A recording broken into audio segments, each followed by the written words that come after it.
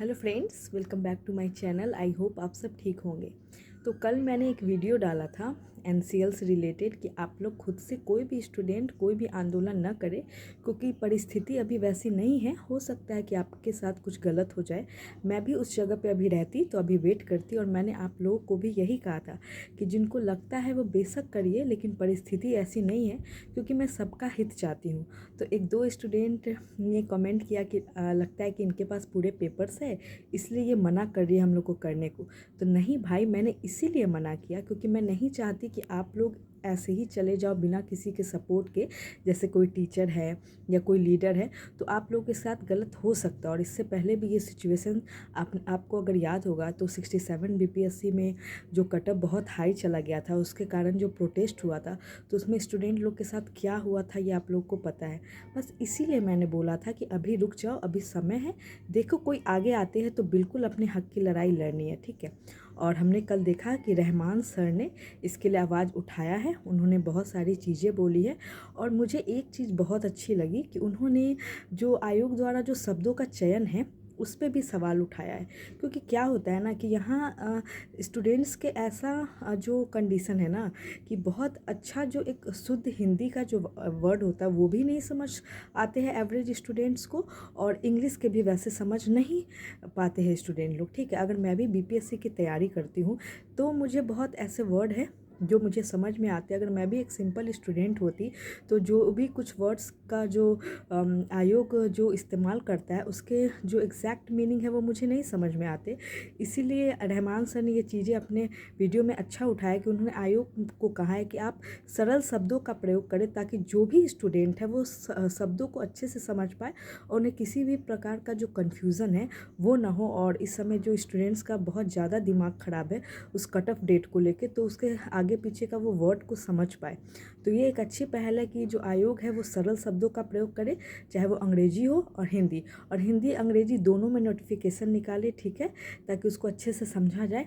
और ये चीज़ मैं इसलिए भी बोल रही हूँ क्योंकि यहाँ जो स्टूडेंट्स का ये है वो नहीं समझ पाते हैं इस चीज़ को। और एक चीज़ मैं आप लोग के साथ शेयर करना चाहती हूँ कि आपको पता है कि मैंने डीएलएड का एग्ज़ाम देने गई थी। वहाँ पे इस बार से तो जैसे कंप्यूटर बेस्ड एग्ज़ाम है, लेकिन मैंने यहाँ बहुत सारे स्टूडेंट्स को देखा कि मतलब इस चीज़ की कमी है हमारे बिहार में कि कुछ स्टूडेंट्स को, मेरे अगल बगल आगे पीछे, मतलब कुछ स्टूडेंट्स को मैंने देखा कि उन्हें माउस पे मतलब कि हाथ रखने नहीं आ रहा था। उन्हें ये नहीं पता था कि माउस पे क्लिक कहाँ करना है, माउस पे जो क्लिक बटन होता है वो कैसे होगा, एरो कैसे वो मैनेज करेंगे, शिफ्ट बटन का है, ऑल्ट बटन का है, मतलब बटन का तो छोड़ दीजिए, ये तो दूर की बात है। उन्हें ये नहीं पता था कि माउस पे कैसे क्लिक करना है या कर्सर को कहाँ पे ले जाके कैसे क्वेश्चन पे क्लिक करना है, ये सारी चीज़ें नहीं आ रही थी। और फिर वहाँ पे जो लोग थे वो उनको समझा रहे थे, फिर भी उन्हें बहुत सारी दिक्कतों का सामना करना पड़ा। और ऐसे स्टूडेंट्स के साथ क्या होगा कि वो पढ़ के तो अच्छे से आए होंगे जो भी स्टूडेंट होंगे, लेकिन कंप्यूटर पर उनका हाथ न बैठने के कारण उनका समय बहुत ज़्यादा किल हुआ होगा और उन्हें परेशानी हुई होगी। तो ये चीज़ों की कमी है हमारे बिहार में। जो भी स्टूडेंट्स लोग बिहार दरोगा, बिहार पुलिस की तैयारी करते हैं, ज़रूरी नहीं है कि बहुत अच्छे अच्छे जो स्टैंडर्ड वर्ड्स है उसको हम लोग समझें। आज भी बहुत ऐसे शब्द हैं जिसको हम लोग नहीं समझ पाते हैं, खासकर हिंदी।